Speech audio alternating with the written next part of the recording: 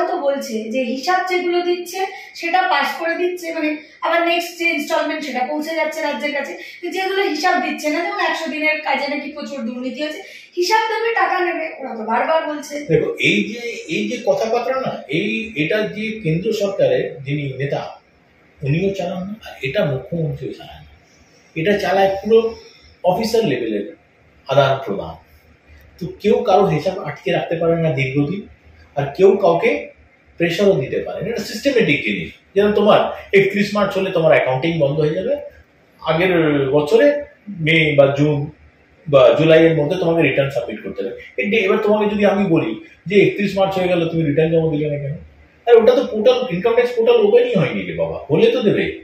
এটা একটা আলাদা বিষয়। কিন্তু পলিটিক্যাল কথা যখন হয়, তো ওখানে এই কথা যে বাংলার মানুষ যখন আমাদের ভোট দেয়নি, আমাদের ম্যান্ডেট দেয়নি, তা আমরা দিলাম। কিন্তু বাংলার মানুষ যদি আমাদের ম্যান্ডেট দিত, তো ভারতবর্ষের সবচেয়ে বড় সোনার কারখানা হতো পশ্চিমবাংলায়। বা শুধু ভোট দিলে সোনার কারখানা হতো, ভোট দেয়নি বলে সোনার কারখানা। বাংলার মানুষের অধিকার, ভারতবর্ষের যে অধিকার সবার আছে, সেটা বাংলা মানুষের আছে। তুমি এতটাই দেবে যেটা আমাদের অধিকার আছে। আর যদি বা কেউ কিছু করে থাকে, সেটা তো সময় সাপেক্ষ ব্যাপার। এত দিন দিয়ে এত এজেন্সি, এত কিছু, আজকে এই মন্ত্রী এসেছে, কালকে এখন একজন মন্ত্রী চলে গেছেন গিরিরাজ সিং, এখন একটা অন্য মন্ত্রী এসেছেন। কেন এরা স্টেপ নেবে না? কেন স্টেপ নেবে? কাজ হবে। সরকার তো কাজ নিজের ওয়েতে করে, এতে পলিটিক্যাল কোনো রোল নেই। এতে পলিটিক্যাল নেতা কোনো কাজ করে না, পলিটিক্যাল নেতা পলিটিক্সটা সামলাবে। পলিটিক্যাল কথা তো এটা হতেই পারে যে এটা এরকম হচ্ছে, আমি বিশ্বাস করি না। এটা শুধু রাজনীতির কথা যে বাংলার মানুষ কি করে এখন 2 বছর বঞ্চিত করা যায় তার পরিকল্পনা। কিন্তু বাংলার খুব না ধৈর্য বাংলার মানুষের। বাংলার মানুষ বামফ্রন্টকে 34 বছর সহ্য করেছে, তো বিজেপিকে 2 বছর সহ্য করে নেয়। কিন্তু বাংলার মানুষ মমতা বন্দ্যোপাধ্যায় বা তৃণমূল কংগ্রেসকে ছাড়বে না। এটা আমি তোমাকে সেদিনও বলেছি যে 26 নিয়ে আমাদের ভাবনেই নেই। যারা 26 নিয়ে ভাবছে কেন বলতো, ওই পার্টির কিছু মানে ফান্ড রেজ করে, কিভাবে করে ওরা শুনেছি আমি।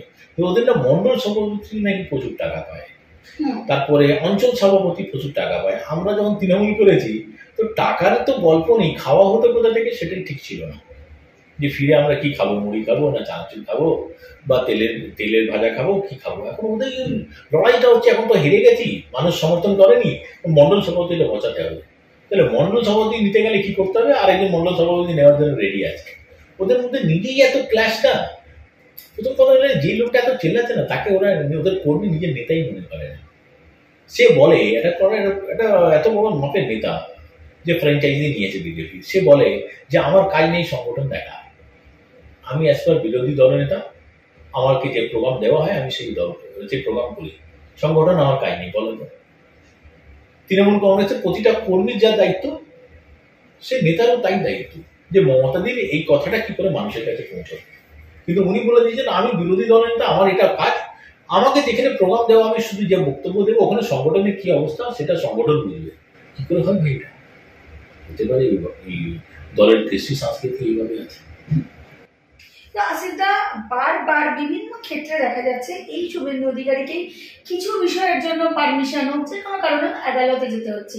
এই যে পোস্ট পোল ভায়োলেন্স, সেটা নিয়ে আপনি বললেন না ডেমোক্রেসি আছে, এই পোস্ট পোল ভায়োলেন্স নিয়েও কিন্তু রাজভবনে যারা আক্রান্ত হয়েছিল তাদের নিয়ে যেতে গিয়ে বাধাপ্রাপ্ত, সেটার পারমিশনের জন্য যেতে হচ্ছে হাইকোর্টে। মানে প্রত্যেকটা বিষয়ে কেন আদালতে যেতে হবে? এই পরিস্থিতি বা এই পরিবেশে তো পশ্চিমবাংলায় আগে ছিল না। যদি ডেমোক্রেসির পরিধিটা এতটাই প্রশস্ত থাকে, তাহলে কেন আদালতকে প্রত্যেকটা বিষয়ে আমার মনে হয় বিরোধী দল এই না জিততে পেরে বাংলা একটা অশান্তি সৃষ্টি করার পরিকল্পনা করেছিল। ভয়েস স্যাম্পলটা নেওয়া ধরে নাও আজকে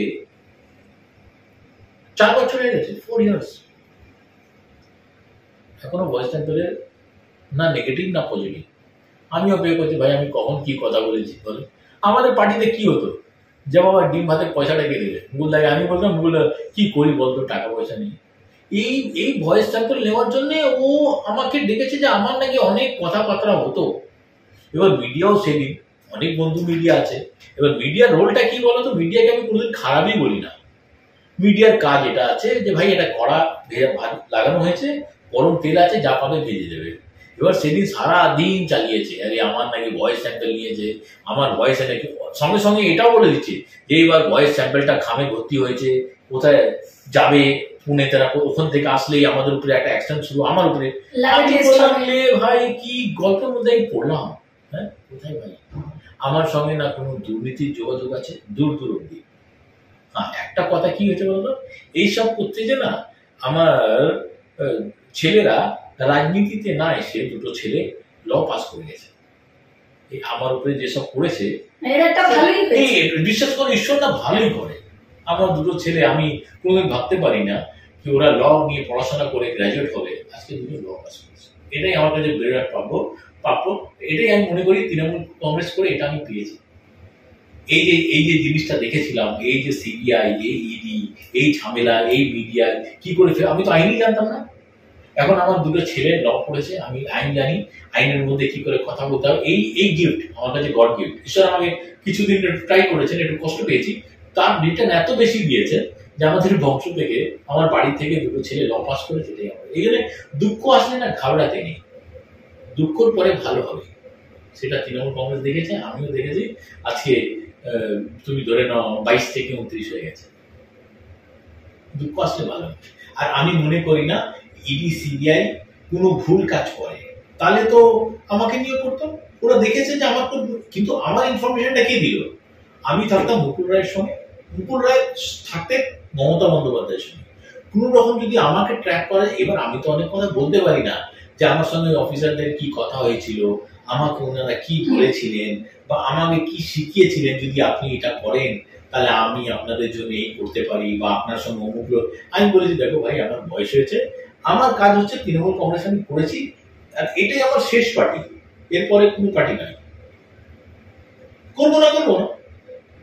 পার্টি করা তো খুব জিনিস, যে আমাকে পার্টি করতে হবে বা আমাকে পার্টি করে খেতে হবে, এরকম তো ব্যাপার নেই।